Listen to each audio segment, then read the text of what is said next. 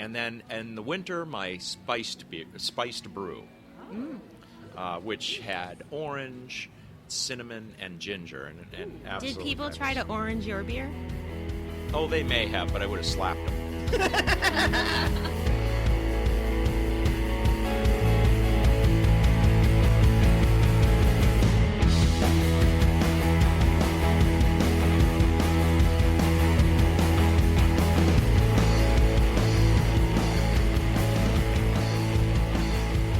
Welcome to another episode of Great Beer Adventure.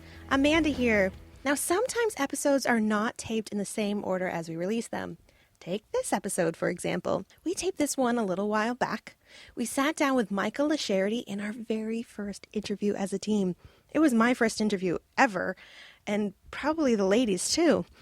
It is crazy to listen in and see how much we have already changed and grown.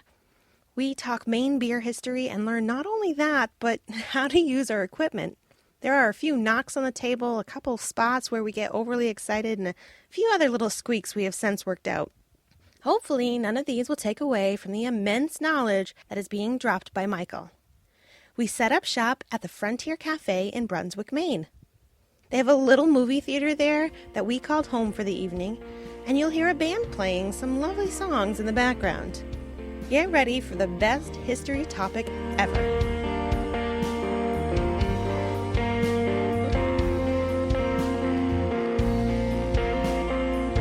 We are here today at the Frontier Cafe in Brunswick with Michael LaCharite. Hello, Michael, and welcome. Hello there. Tell us a little bit about yourself and what we are going to be talking about today. Sure, this is going to be a lot of fun. A little bit about myself. I live here in Brunswick. I'm a fourth-generation home brewer. I've been brewing for almost 30 years, 21 of those years commercially. I'm a national beer judge. I opened Casco Bay Brewing Company in 1994. I was instrumental in opening Baxter Brewing Company in 2010. Most recently, I opened Lively Brewing Company at Ebenezer's Brew Pub in Brunswick. And we're going to talk about the history of beer in Maine. We're going to talk about pre-prohibition times. We're going to talk about post-prohibition, and then more into modern times and the craft brewery movement.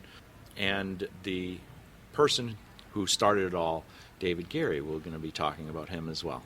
We're going to learn so much today. You have a vast amount of knowledge, and we are very excited to get started. All right, ladies, who is going to be picking up the first round for us? We have two beers. Our first one up tonight is the Allagash White. Michael, could you tell us about Allagash White? Certainly.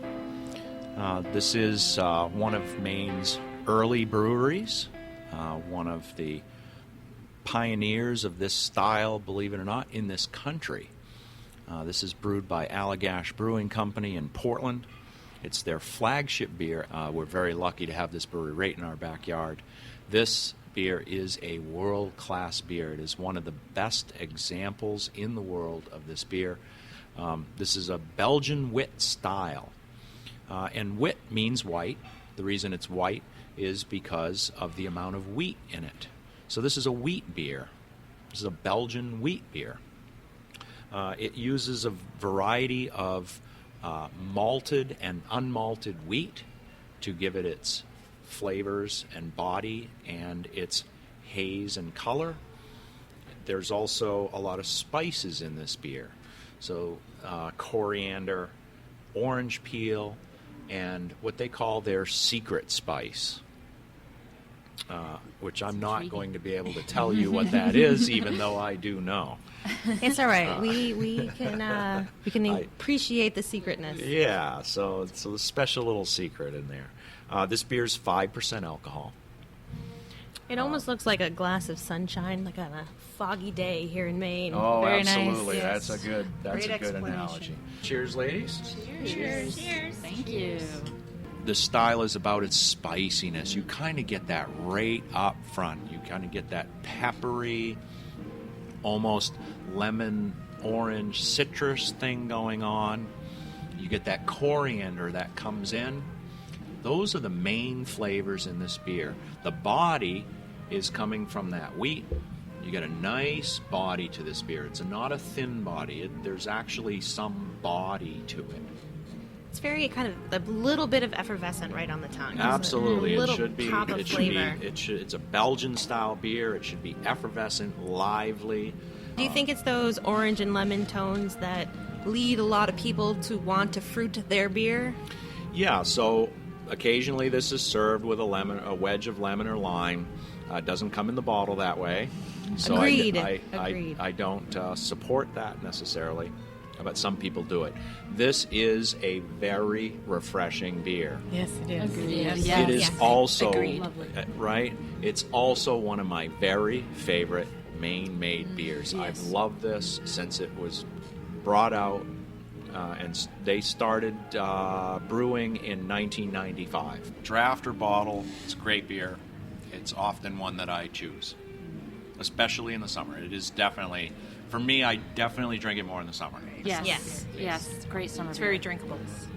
Our next beer, Bissell's Substance on Great Beer for their style. They have a perfect 100. That's the reason for the long line at the brewery and why I can hardly find it to buy. This brewery is new. They've only been open about a year. They opened and up in a December half, maybe. 2013. Yeah, about so a year and a half. I have a connection to both of these here. My connection to this beer is I was the brewery consultant and the system fabricator. I designed, fabricated, and installed all the equipment that is at Bissell Brothers, and I installed it for them and showed them how to brew on it, and off they went. And they have great media success. They have great marketing, their names, their logos, the painting in the brewery.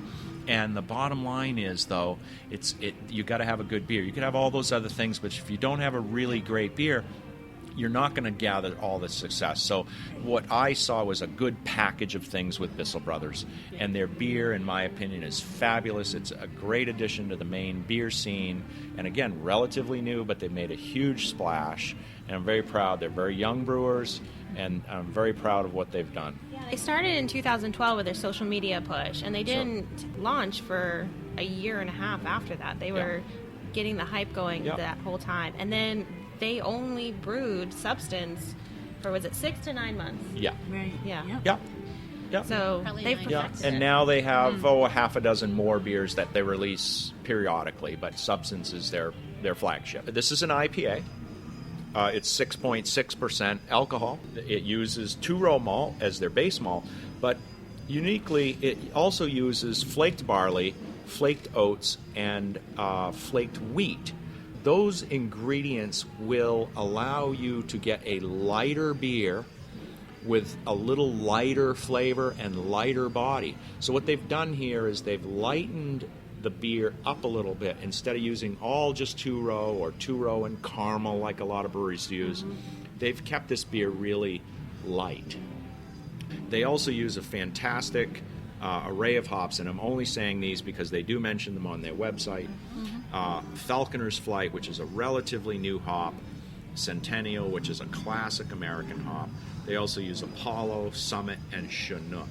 Those are a great combination, and I like how they have used 5 different hops to create this fabulous flavor. Each hop brings in a unique aspect, and they've played these hops, these 5 hops play very well together. That's really important. I really, again, one of my new favorite beers here in Maine. It smells apricots. Apricots, absolutely. It's beautiful. Absolutely. Those are all coming from the hops. Again, the variety of hops and the way they use them gives would this like beer an apricot hops. extremely floral. Oh, there are hops that give you apricot. Absolutely. Really? We need to make a beer and it be just apricot. There you go. hops. Apricot hops. That's a Yeah. let's do it. So let's taste. Cheers. Cheers. Cheers. So you get that solid bitterness, Wow. okay, with a long lingering aftertaste of the hops, okay? But the bitterness is not a sharp, biting bitterness. It's a very smooth, soft bitterness. So, but it's there. It's substantial, and it matches the malt flavor and the body that's produced by the malt. It matches that well. The majority of everything that's going on here is from the late addition hops. These are hops that are added late in the process of the boil. It's typically even after the boil has been shut off, a very large charge of hops at that point, and then dry hopped. That's how you achieve a lot of those hop flavors. When you boil hops, you lose a lot of what's going on. I think this is like a perfect way to get into the IPAs because the bitterness is there, but it's not something where you like feel it in the back of your mouth. That's right. Yeah. That's right. It's not bitter enough to the point where it's aggressive or in your face. Right. Yeah. And really what you're getting is hop flavor. Right. And to me, that's more of a prize. It's a great year-round beer. It's a great hoppy beer. I highly recommend this as an IPA for anybody, whether you're a beginner or even if you're a hop head. Yeah. This is a beer for you. That's why there's long lines. That's why they sell out. I think that we could all sit here all evening and talk about these beers because they are wonderful. But it is time to move on to the next round. So, ladies, who has the next round? I've got this round, and we are going to talk to Michael about the history of beer, Maine. All that is good in Maine beer. Tell us a little bit about what you know, which is a lot. I obviously know some of this, but I did use a book by Will Anderson called the Great State of Maine Beer book that you can still buy, I believe, as a reference for some of the older information that I'm going to start with tonight. Nice. So historically here in old New England, prior to refrigeration and mass transportation, every little community had its own little brewery. That's just how it was. You know, beer wasn't packaged, it didn't travel, and so, every community had its... And going back to the Pilgrims, I guess this is even as early as it gets, really. As you know, I'm sure you've heard this before, the Pilgrims stopped short on their trip. They were headed more southerly direction, but they pulled over because they had run out of beer. Okay? It's a good reason to stop. I've made many road trip stops because of that. That's right. We're out of beer. Let's pull over. Had good They pull priorities. over. Unfortunately, Yeah, that's right. very inclement weather here. They could have gone a little south and probably survived a little bit easier. But anyway, they were able to grow some barley and make some beer. In the late 1800s, all of the counties in Maine had breweries. And within those counties, Lewis and Auburn area had 3 to 6 breweries. Cape Elizabeth, South Portland, and the Portland area had somewhere between 10 and 12 breweries. I knew I liked that area for a reason. There you go. In Portland, there was a brewery called Forest City Brewery, which apparently was the largest. There was actually a brewery called Casco Brewery back then. Oh. In the Portland area. They were all making pale ales, ambers, cream ales, and porters. Those were the styles of the day back then in the late 1800s. Yep. I actually got some information, too. My book that I was looking at is Maine Beer, Brewing, and Vacationland by Josh Christie. It's he's looking a little bit more recently. And one of the big reasons that we had all of those breweries is because the water was so unhealthy. Not just the water, though. There was also... the milk was not good. There was a lot of milk sicknesses. And so in order to get rid of all that bacteria and the grossness and lots of things I don't want to discuss right now, they made beer. You boil the water and you fermented it. That's why beer was made in the first place. Right. Way back in Mesopotamia. And actually, I believe this, and beer scholars believe this, is that the human race would not have survived on the planet if it wasn't for beer. It was a way of purifying the water. Yeah, and it was exactly. also a way to add nutrients to the water. So the grains add a whole huge variety of nutrients, and alcohol obviously can be relaxing. So it's not all about the alcohol. In fact, the very, very early beers had very little alcohol in them. Although in Portland, pre-Prohibition, we had large amount of lushes. There was a lot of public drunkenness that occurred. And one of the reasons is because for a city of 10,000 people, there were at least 600 places to buy alcohol. Wow. Yeah. Wow. For 10,000 people, 600 places. That's I mean, that's variety. I mean, if